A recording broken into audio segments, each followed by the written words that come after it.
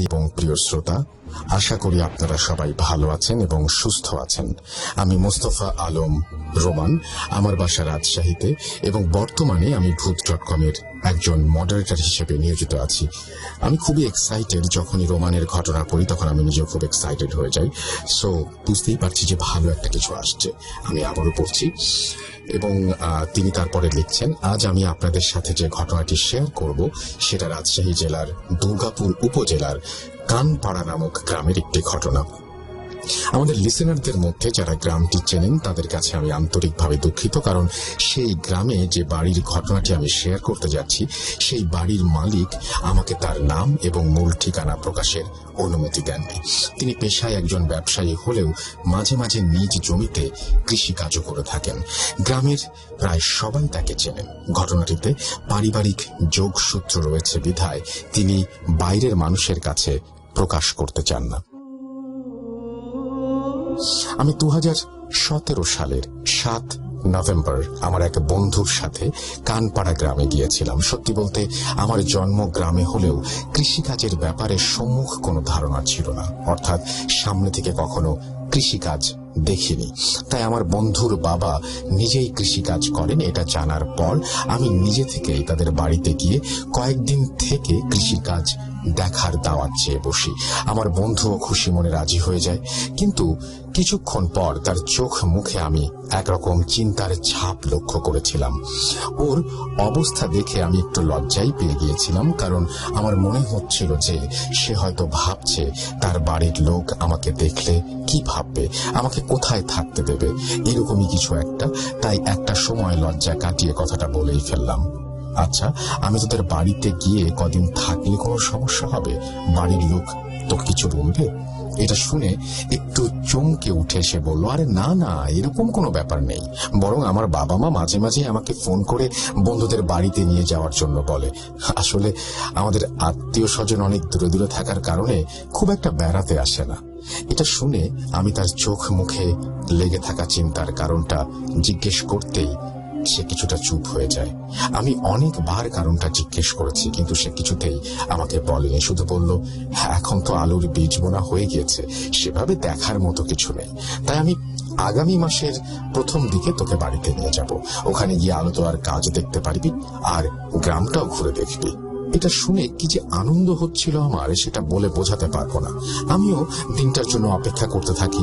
বহুল প্রতীক্ষার পর নভেম্বরের 6 তারিখ বিকেল বেলা আমার বন্ধু আমাকে কল করে। সে বলে, আগামীকাল আমি বাড়ি যাচ্ছি। ছোট চাচা বাইক নিয়ে আসার কথা ছিল, কিন্তু তিনি একটি ব্যক্তিগত কাজে আটকে গিয়েছেন, তাই কাল সকাল 8টার দিকে বাসে করে রওনা হবে। তুই তো যেতে চেয়েছিলি আমার সাথে, যাবি? ওর কথা শুনে আমি যে কতটা খুশি হয়েছিলাম তা বোঝানো যাবে না। আমি তাৎক্ষণিকভাবে রাজি হয়ে যাই এবং ব্যাগপত্র গুছিয়ে নিই। কলেজের সময় ছুটি থাকায় এবং রাজশাহী থেকে খুব একটা দূরে না যাওয়ার কারণে বাড়ি থেকেও খুব একটা বাধা দেয়নি আমাকে। যাই হোক, বন্ধুর কথা মতো আমি সময়ের পূর্বেই বাস স্ট্যান্ডে পৌঁছে যাই এবং সকাল 8টার পরপরই কানপাড়ার উদ্দেশ্যে রওনা হই। মাত্র 8 ঘন্টার রাস্তা। সত্যি বলতে আমি অনেকটা এক্সাইটেড ছিলাম সেই মুহূর্তে। গন্তব্যস্থলে পৌঁছে বাস থেকে নেমে আমরা একটা ভ্যান ঠিক করি এবং বাড়ির উদ্দেশ্যে রওনা দেই। ভ্যান বাড়ি পৌঁছাতে 15 মিনিটের মতো সময় লাগলেও সেটা আমার কাছে মাত্র কয়েক মিনিট মনে হয়েছিল, কারণ কানপাড়া গ্রামের অপরূপ দৃশ্য আমায় মুগ্ধ করে ফেলেছিল। চারিদিকে শুধুই ফসলি জমি, হালকা শীতের আমেজ আর কোমল সূর্য রশ্মিতে শিশির ভেজা সবুজ শ্যামলা শস্য ক্ষেতের মাঝ দিয়ে আঁকাবাঁকা মেঠো পথের যাত্রা। আহা, কি চমৎকার সেই দৃশ্য! গ্রাম বাংলার এই অপরূপ সৌন্দর্য উপভোগ করতে করতেই একটা সময় বন্ধুর বাড়িতে পৌঁছে গেলাম।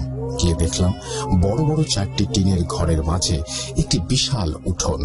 সে সময় বন্ধুর পরিবার সম্পর্কে আমার ধারণাটা যেন ভুল প্রমাণিত হলো।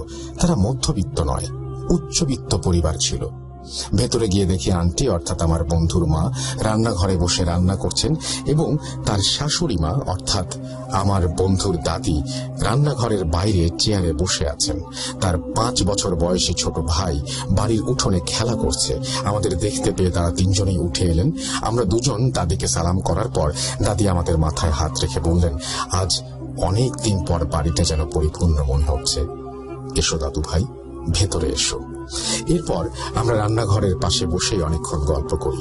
রান্নাঘর আর গোয়াল ঘর পাশাপাশি হওয়ার কারণে দেখতে পেলাম একজন মহিলা গরুর দেখাশোনা করছেন। পরে জানতে পারলাম তিনি এই বাড়িতে কাজ করেন। আমার বন্ধুর বাবা আগে থেকেই জানতো যে আমরা বাড়িতে যাচ্ছি, তাই তিনি আমাদের জন্য বিশেষ কিছুর ব্যবস্থা করে রেখেছিলেন। তিনি কোনো এক কাজে আমার বন্ধুকে মাঠে ডেকে নেন। যাবার সময় আমার বন্ধু আমাকে তার ঘরটি দেখিয়ে দিয়ে বলে, তুই ঘরে গিয়ে ফ্রেশ হয়ে নে, আমি কিছুক্ষণ পর এসে তোকে মাঠে নিয়ে যাব। ও চলে যাবার পর আমি আমার ব্যাগ নিয়ে ওর রুমের দিকে যাই। বলে রাখা ভালো, দাদির রুম আর আমার বন্ধুর রুম পাশাপাশি ছিল এবং মাঝখানে একটি অ্যাটাচড বাথ ছিল। আমি দাদির ঘরের সামনে ব্যাগটি ফেলে রেখে ফ্রেশ হওয়ার জন্য বাথরুমে ঢুকে যাই। বাথরুম থেকে বেরিয়ে ব্যাগটি নিতে গিয়ে দেখি আমার ব্যাগ সেখানে নেই। আমি আমার বন্ধুর রুমে ঢোকার পর দেখতে পেলাম আমার ব্যাগটা মাটিতে পড়ে আছে। দেখে মনে হচ্ছিল কেউ যেন বিরক্তি নিয়ে ব্যাগটি এখানে ফেলে রেখে গেছে। তবে ব্যাপারটা স্বাভাবিকভাবেই নিলাম। দাদি অথবা আন্টি হয়তো রুমে এসেছিল, আমার ব্যাগটি এখানে দেখতে পেয়ে তারা হয়তো এই রুমে রেখে গিয়েছেন। আমি হাত মুখ মুছে কাপড় পাল্টে বাইরে গিয়ে দাদিকে বললাম, দাদি আপনি শুধু শুধু কষ্ট করে ব্যাগটা নিয়ে গেলেন কেন ভেতরে? আমি নিজেই নিয়ে যেতাম। এটা শুনে উনি কিছুটা অবাক দৃষ্টিতে আমার দিকে তাকিয়ে বললেন, দাদু আমি বা তোমার আন্টি তো এখান থেকে উঠিনি। ও আচ্ছা, মিলি হয়তো তোমার ব্যাগটা ভেতরে নিয়ে গিয়েছে। মিলি? মিলি সেই মহিলাটির নাম যিনি তাদের বাড়িতে কাজ করেন এবং একটু আগেই যাকে আমি গোয়াল ঘরে দেখতে পেয়েছিলাম। তবে আমি আবারও গোয়াল ঘরের দিকে তাকিয়ে দেখি উনি গরুর খড় কাটছেন। এত কম সময়ের মধ্যে ঘরে এসে আমার ব্যাগটা ওই রুমে রেখে আসা, ব্যাপারটা কেমন যেন গোলমেলে লাগছিল। তবে তখন বিষয়টি নিয়ে আমি খুব একটা মাথা ঘামাইনি। একটু পর দাদি আমাকে তার পাশে বসিয়ে সকালে নাস্তা করান, আর নাস্তা করতে করতে আমার বন্ধু কাজ শেষ করে বাড়িতে ফিরে আসে। ও হ্যাঁ, আরেকটা বিষয়, আমি এই পরিবারের কোন সদস্যের নাম এখনো পর্যন্ত উল্লেখ করিনি এবং করবও না। কিন্তু শুধু মিলির নামটাই কেন উল্লেখ করলাম তা ঘটনার শেষে ইনশাআল্লাহ আপনারা জানতে পারবেন। যা হোক, আমরা দুই বন্ধু একসাথে নাস্তা শেষ করে ফসলি জমির কাজ অর্থাৎ কৃষি কাজ দেখার উদ্দেশ্যে বেরিয়ে পড়ি। সে আমাকে তাদের নিজেদের জমিতে নিয়ে যায়। গিয়ে দেখলাম সেখানে তার বাবাও কাজ করছেন। মূলত সেখানে গিয়েই আঙ্কেলের সাথে আমার প্রথম দেখা। সত্যি বলতে দিনটা আমার জন্য অসাধারণ ছিল। আমি যে ওই দিন কত কিছু শিখেছি এবং জেনেছি তা ধারণার বাইরে। জমির কাজ শেষে প্রায় সন্ধ্যার দিকে আমরা বাড়িতে ফিরি। এসে দেখি খাবার টেবিলে আমাদের জন্য এক বিশাল আয়োজন। সারাদিন ঘোরাঘুরি করে বেশ খিদেও পেয়েছিল, তাই দেরি না করে বসে পড়ি। সেখানেও সবার সাথে অনেক আড্ডা। আসলে আমি কখনো ভাবিনি যে একদিনের পরিচয়ে ওনারা আমাকে এতটা আপন করে নেবেন। যা হোক, খাওয়া দাওয়ার শেষে যে যার মতো নিজ নিজ ঘরে চলে যাই। গ্রামের সবাই প্রায় 10টা নাগাদ শুয়ে পড়লেও শহরের জীবনের বদভ্যাসের কারণে আমি আর আমার বন্ধুর ঘুম আসছিল না। তাই আমরা দুজন গল্প করতে থাকি। একটা সময় সেও ঘুমিয়ে পড়ে, কিন্তু এত দৌড়ঝাঁপের পর শরীরটা ক্লান্ত থাকলেও আমার কেন যেন ঘুম আসছিল না। তাই আমি ফেসবুকিং করতে থাকি। আগেই বলেছি, দাদির রুম আর আমার রুমটা পাশাপাশি অ্যাটাচড বাথরুম থাকার কারণে বিছানায় বসেই স্পষ্টভাবে বাথরুমের দরজাটা দেখা যায়। রাত তখন 12:27। হঠাৎই বাথরুমের লাইটটা জ্বলে উঠল। স্বাভাবিকভাবে আমি তাকালাম, কিন্তু কেউই বাথরুমে প্রবেশ করলো না, আবার বেরিয়েও এলো না। অনেকক্ষণ যাবৎ কারো কোনো সারা শব্দ না পেয়ে আমি বিছানা থেকে উঠে গিয়ে এদিক ওদিক তাকিয়ে লাইট বন্ধ করে দিলাম। ভাবলাম ফিউজে সমস্যা হয়েছে, তাই এমনি লাইটটি জ্বলে উঠেছে। আমার বন্ধু বলছিল দাদির রুমে দাদি আর মিলি ঘুমোয়, কিন্তু অতিরিক্ত অন্ধকার থাকার কারণে লাইট বন্ধ করতে গিয়েও কাউকে দেখতে পাইনি। আমি আবার বিছানাতে বসে ফেসবুকিং করতে থাকি। রাত 12:47। অদ্ভুতভাবে আবারও বাথরুমের লাইট জ্বলে ওঠে। বাতাসের কারণে দরজাটা হয়তো একটু আগেই খুলে গিয়েছিল, তাই ভেতরের একাংশ দেখা যাচ্ছিল। কিন্তু এবার অবাক করা বিষয় হলো কেউ ভিতরে প্রবেশ করছে না। তাই কিছুক্ষণ অপেক্ষা করার পর বিছানা থেকে নেমে যেই না বাথরুমের কাছে যাব, তখনই দেখতে পেলাম দাদি বাথরুমের বাইরে একটি টুলের ওপর বসে আছেন, আর তিনি আমার দিকেই তাকিয়ে আছেন, আর তার চোখ মুখ কেমন মলিন হয়ে রয়েছে। আমি কাছে গিয়ে জিজ্ঞেস করলাম, দাদি আপনি কি ভেতরে যাবেন? আমি সাহায্য করব। তিনি আমার কথা শুনে কোনো উত্তর না দিয়ে বিছানার দিকে চলে গেলেন। আমিও 7-5 না ভেবে বাথরুমের লাইট বন্ধ করে বিছানায় গিয়ে ঘুমিয়ে পড়লাম। মাঝরাতে দরজায় কড়া নাড়া আর মিলির ডাকাডাকির আওয়াজে ঘুমটা ভেঙে গেল। কিন্তু আমাদের রুমে তো কোনো দরজা নেই। দরজা তো দাদির রুমের সাথে। এত রাতে মিলি বাইরে কি করছে?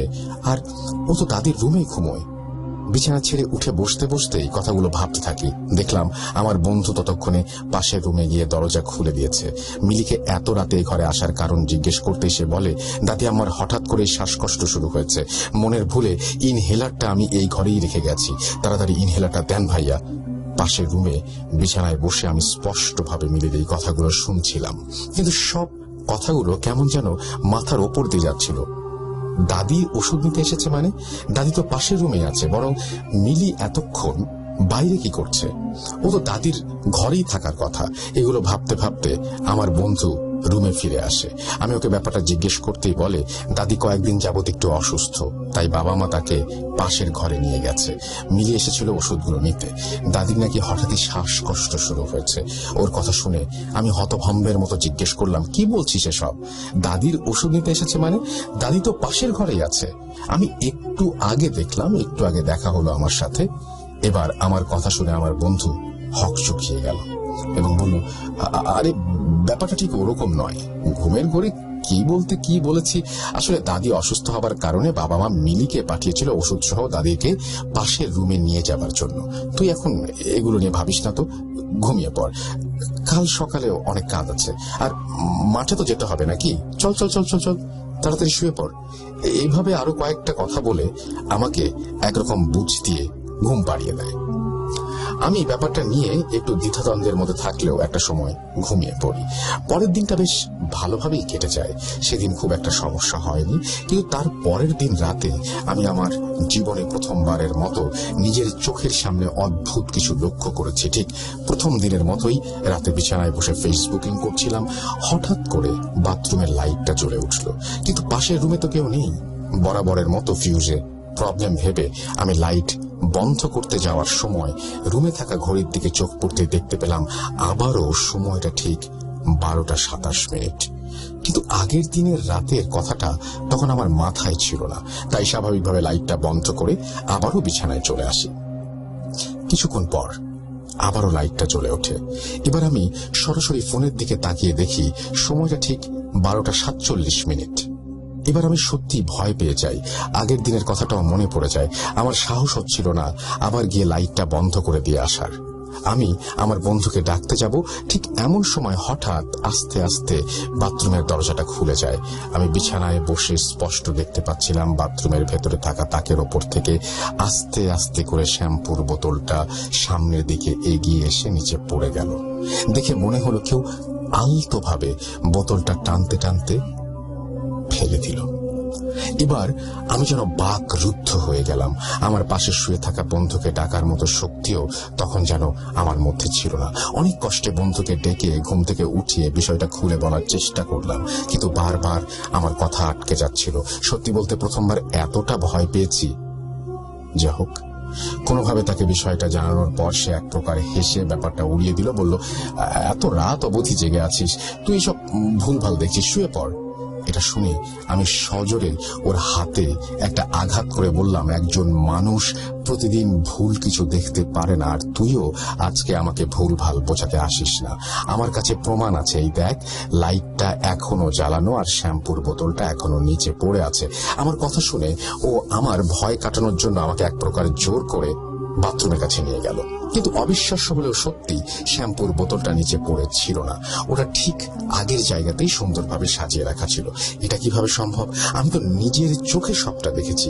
এতটা ভুল হতে পারে আমার চোখে দেখা? সবকিছু ঠিকঠাক আছে দেখে একরকম হাসতে হাসতে ও আমাকে অভয় দিতে থাকে। কিন্তু এরপর যা ঘটলো তা দেখার জন্য আমি একদমই প্রস্তুত ছিলাম না। দাদির রুমের দরজার পাশে একটা ফ্রিজ রাখা ছিল। সেই ফ্রিজের ওপরে একটা মাটির হাঁড়ি।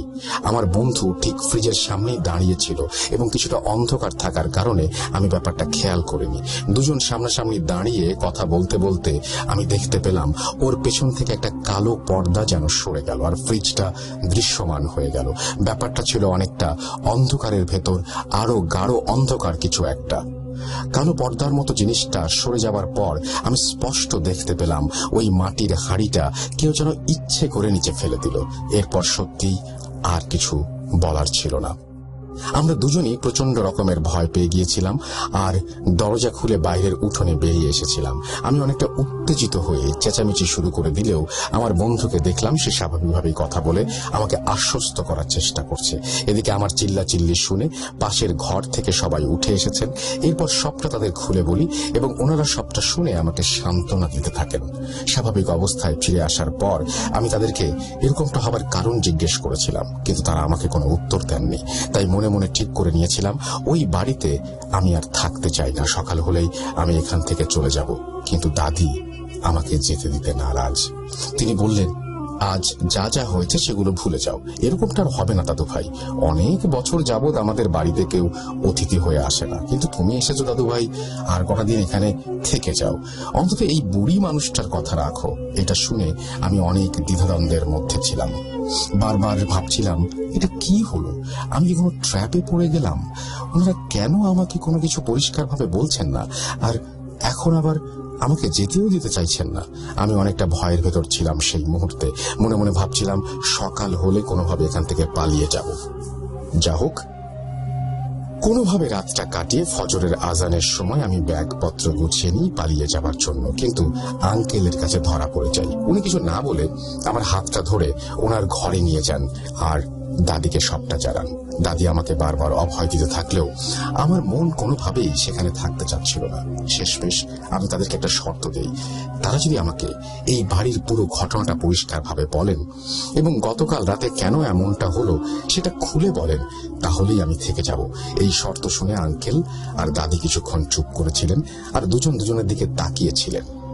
একটা সময় দাদি আমার শর্তে রাজি হয়ে গেলেন এবং বললেন, আজ মাগরিবের পর আমি তোমাকে সবটা বলবো, কিন্তু এখানেও একটা শর্ত আছে। মাগরিবের নামাজের পর থেকে এশার আজান পর্যন্ত ঠিক যতটা সময় থাকবে সেই সময়ের মধ্যে ঘটনাটা শেষ করতে হবে। যদি কোনো কারণে আমি সেই সময়ের মধ্যে সম্পূর্ণ ঘটনা শেষ করতে না পারি, তাহলে তুমি আমাকে বা এই বাড়ির কাউকে আর কখনোই এই ঘটনার ব্যাপারে জিজ্ঞেস করতে পারবে না। মনের ভেতর ভয়ের সাথে সাথে ঘটনাটি শোনার তীব্র আগ্রহ থাকার কারণে আমি দাদির শর্তে রাজি হয়ে যাই।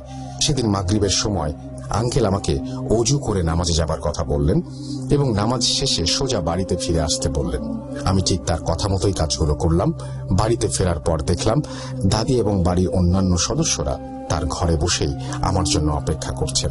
আমি ভেতরে ঢুকতেই আঙ্কেল আমার মাথায় ফুঁ দিয়ে বিছানার ওপর গিয়ে বসতে বললেন। এরপর দাদি একে একে ঘটনাগুলো বলতে শুরু করলেন। ঘটনাটি দাদি আমাকে যেভাবে বলেছিলেন আমি ঠিক সেভাবেই লেখার চেষ্টা করছি। সময়টা 1969 সালের 3রা ফেব্রুয়ারি, আমার বিয়ের দিন। জন্মের সময় মা হারানো এক সন্তানের দায়িত্ব নিতেই বিয়েটা করেছিলাম। সেটা আর কেউ নয়, তোমার বন্ধুর বাবা। হ্যাঁ, সে আমার আপন বোনের ছেলে। কিন্তু তাকে জন্ম দিতে গিয়ে আমার বোন এই পৃথিবীকে বিদায় জানায়। মা হারা মাত্র কয়েকদিনের শিশুটিকে মৃত্যুর মুখ থেকে বাঁচানোর জন্য এবং তার দায়িত্ব নিজ কাঁধে তুলে নেবার জন্য আমি বিয়েটা করেছিলাম। সত্যি বলতে আমি সেদিন সঠিক সিদ্ধান্তই নিয়েছিলাম। বিয়ের পর সবকিছু ঠিকঠাক ভাবে চলছিল, কিন্তু 2 বছর পর পাকিস্তানি হানাদার বাহিনীর নির্বিচারে নির্মমভাবে বাঙালি হত্যা আমার জীবন থেকে সুখ শান্তি কেড়ে নেয়। 71-এর যুদ্ধে আমি আমার বাবার বাড়ির সবাইকে হারিয়েছি, কিন্তু নিজের এবং 2 বছরের ছোট শিশুর জীবন রক্ষার্থে আমি আমার শ্বশুর বাড়ির লোকদের সাথে ভারতে পালিয়ে যাই। সেখানে কষ্টের দিনগুলোর কথা নাই বা বলি।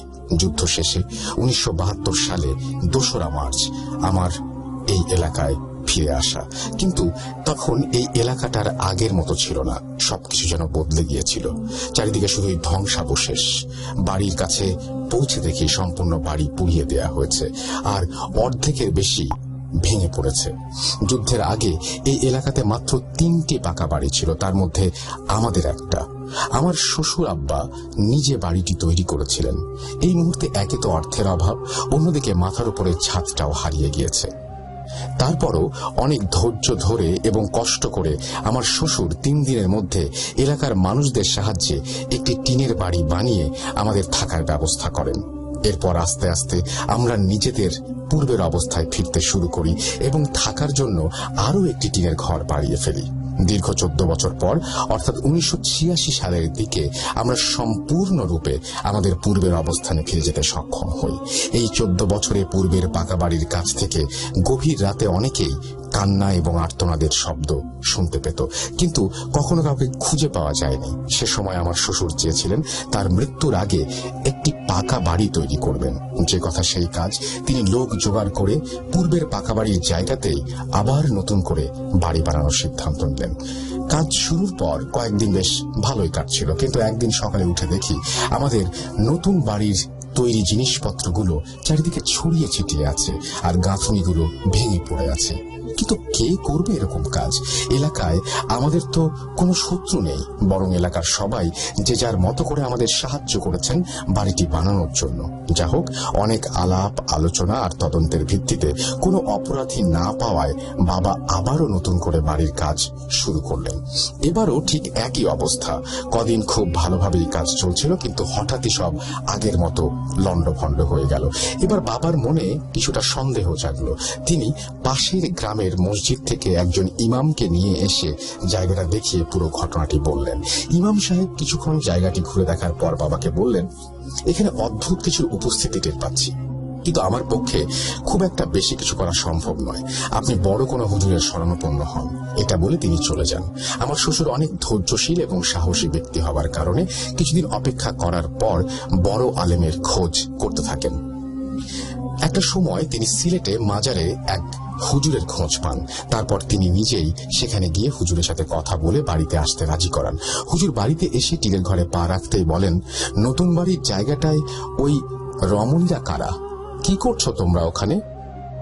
হুজুরের কথা যেন আমাদের মাথার উপর দিয়ে গেল। কোথায় রমণী? ওই জায়গায় তো কাউকেই দেখতে পাচ্ছি না। উনি কাদের সাথে কথা বলার চেষ্টা করছেন? প্রথমে ওনাকে পাগল ভেবেছিলাম, কিন্তু ওই দিন রাতে নতুন করে বাড়ির জায়গাটায় চক্কর কাটতে গিয়ে তিনি কাদের সাথে যেন বিড়বিড় করে কথা বলছিলেন। একটু পর ফিরে এসে তিনি যা বললেন সেটা একদম অবিশ্বাস্য। আমরা সবাই তার কথা শুনে যেন বাকরুদ্ধ হয়ে গিয়েছিলাম। তিনি বললেন, যুদ্ধের সময় তোমরা চলে যাবার পর সেপ্টেম্বরের দিকে এই এলাকায় পশ্চিম পাকিস্তানের বাহিনীরা এসেছিল। সে সময় এই এলাকা সবচেয়ে সুরক্ষিত ছিল বিধায় তারা এখানে ক্যাম্প করেছিল, আর তাদের ক্যাম্পটি ছিল তোমাদের সেই পাকা বাড়ি। 23 দিনের অবস্থানে অনেককেই তারা হত্যা করেছে, আর প্রায় 8 জন নারীকে তোমাদের এই পাকা বাড়িতেই পাশবিক নির্যাতনের শিকার হতে হয়েছে, এবং একটা সময় সকলকে উলঙ্গ অবস্থায় হাত পা বেঁধে ঝুলিয়েও রাখা হয়েছিল। ঠিক 23তম দিনের রাতেই মুক্তিবাহিনীর লোকেরা ক্যাম্পে আক্রমণ করে এলাকা দখল করতে সক্ষম হয়। গুলিবিদ্ধ নিহত মিলিটারিদের ওই বাড়িতে নিয়ে গিয়ে আগুন লাগিয়ে দেয় মুক্তিবাহিনী, এবং সেখানে সেই জায়গাটাতে যে সমস্ত নারীদের তারা নির্যাতন করে হত্যা করার জন্য রেখেছিল সেই সমস্ত নারী এবং সবাই মিলে সেখানে তারা মৃত্যুবরণ করে, এবং এই জায়গাটায় 8 জন জিন আটকা পড়ে। যেখানে তারা নারীদের যে নির্যাতন করেছিল সেই 8 জন নারীর জিন সেখানে আটকা পড়ে, এবং তারা এখানে কোনো পাকা বাড়ি উঠাতে দেবে না, এটা বলে। হুজুরের এই কথা শোনার পর আমাদের সবার মাথায় যেন বাজ পড়লো। সবাই প্রায় চুপ করে গিয়েছিলাম, কিন্তু আমার শ্বশুরের শেষ ইচ্ছা ছিল একটি পাকা বাড়ি বানানো। তিনি হুজুরকে অনেক অনুরোধ করেন কোনো একটা ব্যবস্থা করে দিতে।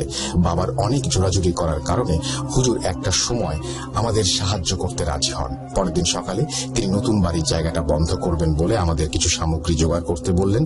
আমরা তার কথা মতো প্রয়োজনীয় সামগ্রী জোগাড় করতে সক্ষম হই, এবং পরের দিন ঠিক ফজরের নামাজের সময় তিনি একটি কাগজে কিছু একটা লিখে তাতে কিছু শুকনো ফুলের পাপড়ি মুড়ে একটা কাচের বোতলে রাখলেন। পরবর্তী সেই কাচের বোতলের মুখ একটি সাদা কাপড় দিয়ে বেঁধে নতুন বাড়ির জায়গায় একদম মাঝ বরাবর পুঁতে দিলেন। এরপর তিনি বললেন, জায়গাটি এই মুহূর্তে বন্ধ করে দিয়েছি, তাই আপাতত নতুন বাড়ি ওঠাতে কোনো সমস্যা দেখা দেবে না, কিন্তু নতুন বাড়ি তৈরি হওয়ার পর যেদিন থেকে আপনারা বাড়িতে বসবাস শুরু করবেন সেই দিন থেকে 71 দিন পূর্ণ না হওয়া পর্যন্ত বাড়িতে কোনো প্রকার মাছ রান্না করা যাবে না, মাংস রান্না করা যাবে না, এবং এই নিয়ম মেনে চললে 8 জন জিন এই জায়গাটি ছেড়ে চলে যাবে। এই 71 দিন মাছ এবং মাংস ছাড়া আপনারা অন্য সব ধরনের খাবার গ্রহণ করতে পারবেন, পারবেন, তবে হ্যাঁ, যদি 71 দিন সম্পূর্ণ হবার পূর্বে বাড়িতে মাছ মাংস আনা হয় বা রান্না করা হয়, তাহলে বাড়ির কোনো সদস্য বড় ক্ষতি হবে এবং এই পাকা বাড়িও আর বাসযোগ্য থাকবে না। এরকমটা হলে পরবর্তীতে আমার পক্ষেও বিশেষ কিছু করা সম্ভব হবে না। যা হোক, হুজুর তার হাদিয়া নিয়ে আমাদের বাড়ি থেকে বিদায় নেন এবং আমরাও নতুন বাড়ি কাজ শুরু করে দেয়। আল্লাহর অশেষ রহমতে আমরা 2 মাসের মাথায় কাজ সম্পন্ন করি এবং 6 জন সদস্য নিয়ে সেখানে বসবাস করতে শুরু করি। হুজুরের কথা মতো নতুন বাড়িতে ওঠার পর আমরা মাছ মাংস খাওয়া ছেড়ে দিই। এভাবেই আমাদের দিনকাল ভালোই চলছিল, কিন্তু সবকিছু ভালো চলতে থাকার মধ্যে মূল ব্যাগরাটা ঘটিয়ে বসি আমি আগে থেকেই ভেবে রেখেছিলাম একদম 72তম দিনে সবাইকে মাছ মাংস রান্না করে খাওয়াবো। তাই আমার স্বামী অর্থাৎ তোমার বন্ধুর দাদুকে বলি বাজার থেকে মাছ মাংস নিয়ে আসার জন্য। কিন্তু দিন গণনার হিসাব নিয়ে তার মনে একটু সন্দেহ থাকলেও আমার জোরাজুরির কারণে সে বাজারে গিয়ে মাছ মাংস আনতে এক প্রকার বাধ্য হয়। প্রায় 2.5 মাস পর সেদিন বাড়িতে মাছ মাংস রান্না হয়। বাড়ির সবাই যেন খুব খুশি হয়ে যায়। দিনটা বেশ ভালোই কেটেছিল, বলতে গেলে অন্যান্য দিনের তুলনায় অনেকটা ভালো। ও হ্যাঁ, একটা বিষয় বলতে ভুলে গিয়েছিলাম, সে সময় আমার একটি 9 বছর বয়সী মেয়েও ছিল। সে তার দাদুর খুব ভক্ত ছিল, বলতে গেলে প্রতি রাতে দাদুর কাছেই ঘুমাতো। সেবার আমাদের জমিতে বেশ ভালো ধান হবার কারণে আমি, আমার স্বামী এবং ছেলে ধানের কাছেই ব্যস্ত ছিলাম। সেদিন রাতের বেলা পুরনো বাড়িতে গোলায় ধান তুলছিলাম আমরা 3 জন। অন্যদিকে আমার শ্বশুর, ননদ এবং আমার মেয়ে নতুন বাড়িতে ছিল। রাত গভীর হবার কারণে এবং কাজ শেষ না হবার কারণে আমরা সে রাতে পুরনো বাড়িতেই থেকে যাই। এরপর হয়তো আনুমানিক রাত 3টা আমি, আমার স্বামী ও আমার ছেলে পুরনো বাড়িতে ঘুমিয়েছিলাম। হঠাৎই এক বিকট আওয়াজে আমাদের 3 জনেরই ঘুমটা ভেঙে যায়। আওয়াজটা কেমন ছিল সেটা ভাষায় প্রকাশ করা সম্ভব নয়। আমরা 3 জনই চমকে গিয়ে ঘুম থেকে উঠে বাড়ির বাইরে বেরিয়ে আসি। এরপর যা দেখলাম তা আমার পক্ষে বলা সম্ভব নয়। এই বলে দাদি অঝরে কাঁদতে শুরু করলেন, এমনকি আঙ্কেলের চোখেও পানি চলে এসেছিল। এক পর্যায়ে তিনি নিজেকে সামলে দাদিকে সান্ত্বনা দিতে শুরু করেন। প্রায় 8-10 মিনিট পর দাদি নিজেকে স্বাভাবিক অবস্থায় এনে আবার ঘটনা বলতে শুরু করেন। আমাদের নতুন বাড়ি ও পুরনো বাড়ির পাশাপাশি হবার কারণে আওয়াজটা খুব স্পষ্ট ছিল। আমরা 3 জন ঘর থেকে বেরিয়ে এসে দেখলাম আমাদের নতুন বাড়িতে একদম মাটিতে মিশে গিয়েছে। সেখানে মনে হচ্ছিল ওপর থেকে কেউ পাড়া দিয়ে বাড়িটাকে মাটির সাথে মিশিয়ে দিয়েছে। এটা দেখার পর আমি জ্ঞান হারিয়ে ফেলি। আমার ছেলেটাও কয়েকদিন অসুস্থ ছিল, মানসিক ভারসাম্য হারিয়ে ফেলেছিল। বাড়ির ভেতরে থাকা মানুষগুলোর অবস্থা কেমন ছিল সেটা আমার স্বামী এবং এলাকার মানুষরা দেখেছেন। সেই দুর্ঘটনায় আমি আমার শ্বশুর, ননদ এবং 9 বছর বয়সী মেয়েকে হারাই। মূলত তাদের দাফন কার্য সম্পন্ন হবার পর আমার জ্ঞান ফেরে।